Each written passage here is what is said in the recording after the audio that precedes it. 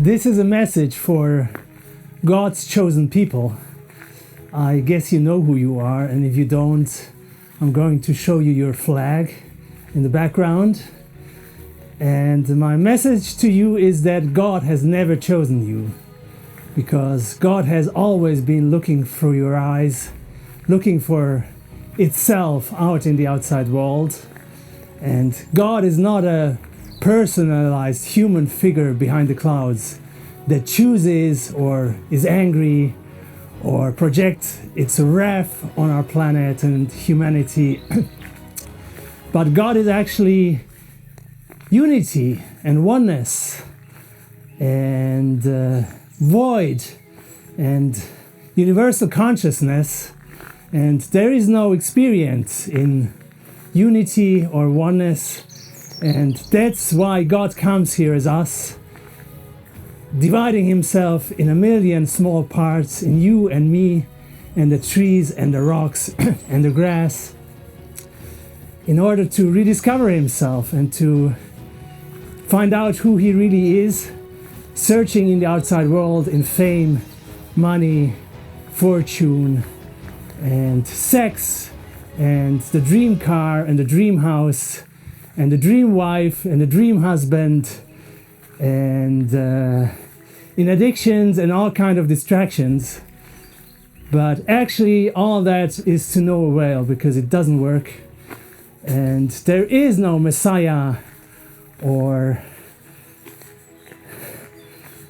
Saviour or Jesus Christ who is going to come to save you, because everything is within you. And that's where you have to look, and God doesn't get it that everything he's looking for is inside himself and not in the outside world. And actually the thing that has chosen you is using your fear, your feelings of inadequacy, your feelings of insecurity, and your feelings of lack to make you search for something in the outside world and to not recognize the truth. And it uses you for something which I don't know, but you are used because there is no Messiah, and you are not the chosen people, because God is already looking through your eyes, searching for itself. This is my message to the chosen people. God has never chosen you, because God has always been looking through your eyes. And for everybody who's waiting for the Messiah or the Savior or Jesus Christ to arrive, everything you're looking for is within you, because you are God who came here to rediscover himself, because he cannot experience himself within unity or oneness, because there is no experience in unity and oneness. And God needs us to come here to rediscover his magnificence with all the talents we have brought with us. And we believe that we have to work and make efforts and fight. And actually, the outside world is a reflection of our inner world and mirrors what we are. And if we are in lack, in fear, in insecurity and inadequacy, that's what the mirror shows us. And we're going to fight against what we ourselves have created. And yes, that's everything I wanted to say. And thanks for joining. And also, if you'd like to experience getting back from the mind, which is actually the culprit, because the mind creates this illusion of the identity with a constant thought process, and the I thought, I want this, I need that, I feel alone.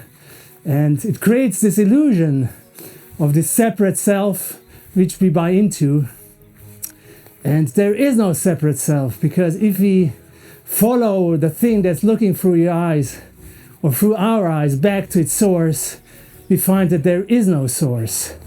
There is no poor little me looking through our eyes, a little figure within our brain that steers our lives, but there is only what is. There is only the present moment, and there is no future, there is no past. There is just what is happening right now, right here. And that's where the happiness is, because we've suppressed so many feelings, like the joy and our curiosity and our aliveness and our spontaneity, and that's what we're looking for, and that are the qualities of God, or the childlike qualities that we want to get back.